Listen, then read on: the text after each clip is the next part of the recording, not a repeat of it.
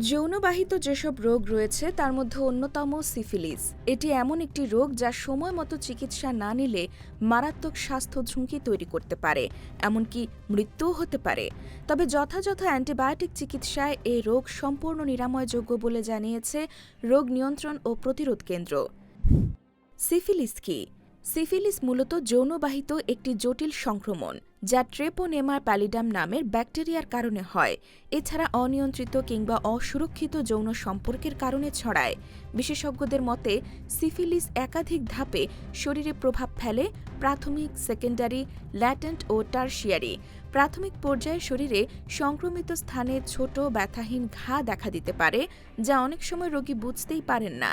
দ্বিতীয় ধাপে ত্বকের র্যাশ, জ্বর, গলা ব্যথা, মাথা ব্যথা ও ক্লান্তি দেখা দেয়।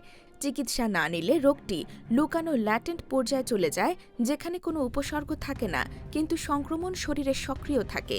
দীর্ঘদিন অবহেলায় থাকলে তা টারশিয়ারি পর্যায়ে গিয়ে হৃদযন্ত্র, রক্তনালী, মস্তিষ্ক ও স্নায়ুতন্ত্রের মারাত্মক ক্ষতি করতে পারে, এমনকি মৃত্যুও ঘটতে পারে। কিভাবে ছড়ায়?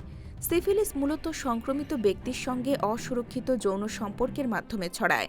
সংক্রমিত ঘায়ের সরাসরি সংস্পর্শে এলেই এই রোগ ছড়াতে পারে।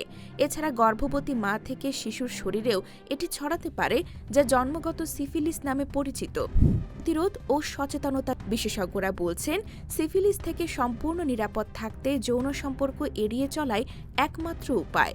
তবে যারা যৌনভাবে সক্রিয় তাদের জন্য নিয়মিত কন্ডোম ব্যবহার, একাধিক সঙ্গী এড়িয়ে চলা, নিয়মিত স্বাস্থ্য পরীক্ষা এসব ব্যবস্থা ঝুঁকি কমাতে পারে।